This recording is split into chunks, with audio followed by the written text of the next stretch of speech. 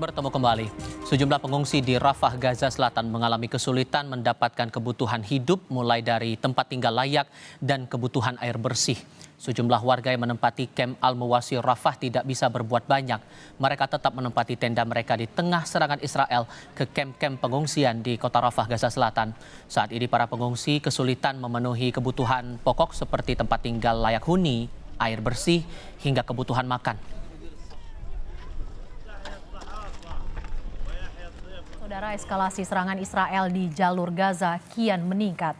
Setelah menyerang Rafah minggu lalu, kini operasi militer Israel berlanjut ke wilayah Jabalia di jalur Gaza, Palestina.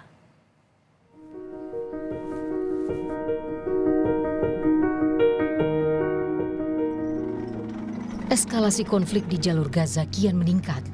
Operasi militer Israel kini berlanjut di wilayah Jabalia, jalur Gaza. Israel kembali berilis video saat tentaranya tengah melakukan serangan di wilayah Jabalia pada Kamis pagi waktu setempat. Israel mengeklaim serangan udaranya telah menargetkan lebih dari 50 target posisi Hamas di seluruh jalur Gaza.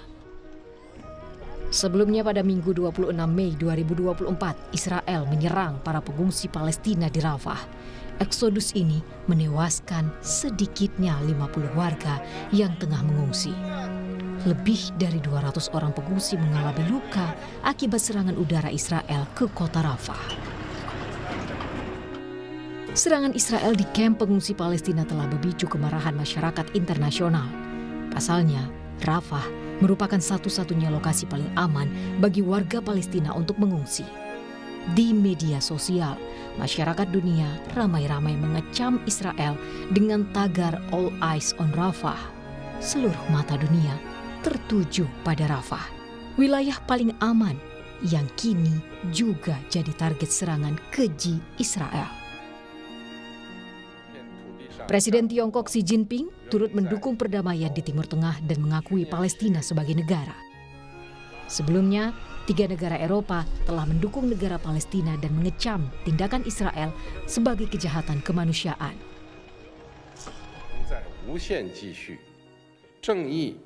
也不能永久缺席，两国方案更不能任意动摇。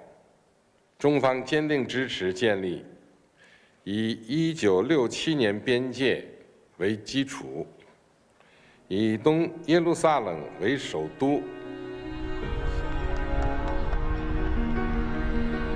Sementara itu, bantuan untuk warga Palestina dikirimkan melalui udara di langit jalur Gaza pada Kamis waktu setempat. Bantuan menyasar di sekitar kamp pengungsian di Khan Yunis. Warga Gaza bergegas menuju lokasi untuk mendapatkan bantuan yang dijatuhkan di saat asap akibat serangan udara dari militer Israel membumbung tinggi di sekitar pusat kota Khan Yunis. Dari jalur darat, lalu lintas truk komersial swasta yang melalui jalur Karem Shalom meningkat. Hal ini menyebabkan jumlah truk bantuan kemanusiaan untuk wilayah Gaza terhambat yang mengundang kritik dari PBB dan organisasi kemanusiaan lainnya. PBB mengatakan jumlah truk bantuan yang saat ini memasuki jalur Gaza berada di bawah 30 truk per hari, sedangkan jumlah truk komersial melonjak dari 20 truk per hari menjadi 120 truk per hari. So in terms of how much is coming in a day, the average number of trucks coming in general was around 350 in May. So I don't know that specific number that you're referencing that they are quoting, but even if that was true, it would still mean that most of the trucks that are coming in is aid. And as I said, what we are prioritizing is the aid coming in. Otoritas Kesehatan Gaza menyebut jumlah warga sipil Palestina yang tewas akibat serangan Israel di jalur Gaza mencapai 36.000 orang. Otoritas Palestina terpaksa menutup salah satu rumah sakit yang masih berfungsi di Gaza karena ada operasi militer di wilayah itu. Saudara, untuk informasi terkini akan kita tanyakan langsung. Kita akan bergabung bersama dengan sukarelawan Mercy, Fikri Rafiul Haq yang berada di Khan Yunis, Gaza, Palestina. Assalamualaikum Fikri, bagaimana kondisi terkini di sana? Waalaikumsalam warahmatullahi wabarakatuh. Selamat pagi waktu Gaza, Mbak Mercy. Memang sampai detik ini Israel masih terus melakukan penyerangan-penyerangan di berbagai wilayah yang ada di Jalur Gaza, mulai dari Gaza Utara, di kota Jabalia, Beit Lahia ataupun Beit Hanun, sampai di Jalur Gaza bagian tengah, di kota Nusairat ataupun di Deir Balah, dan juga di Jalur Gaza bagian selatan, yaitu di kota Khan Yunis maupun di kota Rafah itu sendiri. Dan pada Senin lalu memang Israel menyerang tenda-tenda pengungsian yang ada di kota Rafah sehingga menyebabkan 35 sampai 50 warga meninggal seketika akibat penyerangan tersebut. Dan kemudian pada 2 hari selanjutnya Israel melakukan penyerangan kembali sehingga mengakibatkan 22 warga meninggal di tenda-tenda pengungsian yang ada di kota Rafah. Karena memang Israel sampai saat ini juga sangat fokus sekali untuk menyerang di kota Rafah itu sendiri, sehingga banyaknya korban saat ini adalah dari kota Rafah itu sendiri. Bahkan banyak korban-korban dari penyerangan Israel ini adalah anak-anak perempuan ataupun anak-anak ataupun perempuan dan juga para lansia. Dan yang paling mengenaskan saat ini adalah juga banyaknya fasilitas-fasilitas kesehatan, rumah sakit berhenti beroperasi akibat kekurangan bahan bakar dan juga obat-obatan akibat blokade yang dilakukan oleh pihak Zionis Israel, sehingga menyebabkan penutupan border Rafah yang satu-satunya untuk memasukkan bantuan-bantuan melalui jalur darat. Dan juga saat ini banyak terjadi kelaparan di para pengungsi karena memang kelangkaan bahan pangan ataupun air bersih, dan juga kenaikan harga bahan pokok di pasar-pasar sehingga banyak warga yang tidak mampu untuk membeli bahan tersebut. Fikri, Rafah menjadi target serangan Israel, lantas warga yang terdampak akhirnya harus bergeser atau mengungsi kemana, Fikri?